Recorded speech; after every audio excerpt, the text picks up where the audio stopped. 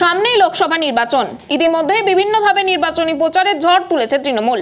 আজও অন্যরকম এক ছবি ধরা পড়ল তৃণমূলের প্রচারে। আজ আরামবাগের প্রার্থী মিতালি বাগের সমর্থনে বিভিন্ন প্রকল্পের সুবিধাভোগীদের নিয়ে প্রচারের ঝড় তুলল তৃণমূলের নেতৃত্বরা। এদিন 1 নম্বর ও 4 নম্বর ওয়ার্ডের কন্যাশ্রী রূপশ্রী লক্ষ্মী ভাণ্ডারের সুবিধাপ্রাপ্ত মহিলাদের নিয়ে বাড়ি বাড়ি প্রচার করলেন তৃণমূলের নেতৃত্বরা। এদিন বাড়ির মহিলাদের বিভিন্ন সেজে যোগদান করতে দেখা যায় এই প্রচারে।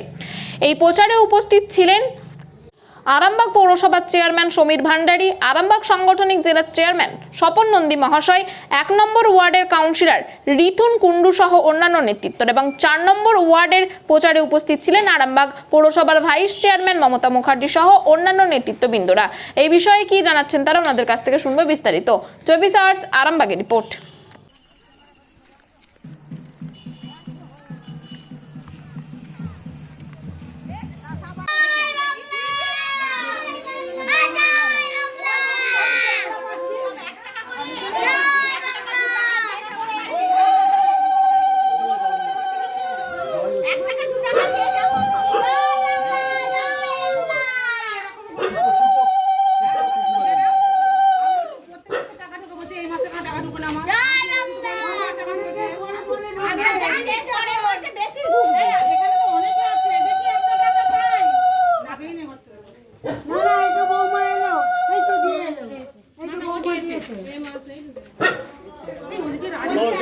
আজকের বিষয়টা সম্বন্ধে যদি কিছু বলে।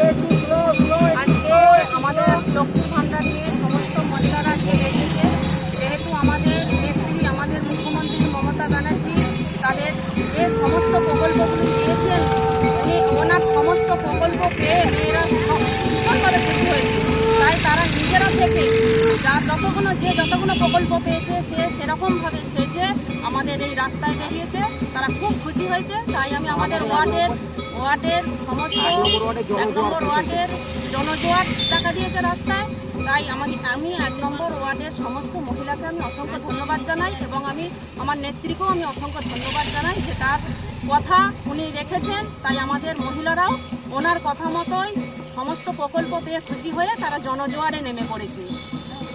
হ্যাঁ, ভোটের ব্যাপারে আমি 100% আশাবাদী, 100% আমি আশাবাদী। আপনার পরিচয়? আমি 1 নম্বর ওয়ার্ডের কাউন্সিলর রিতুন কুন্ডু।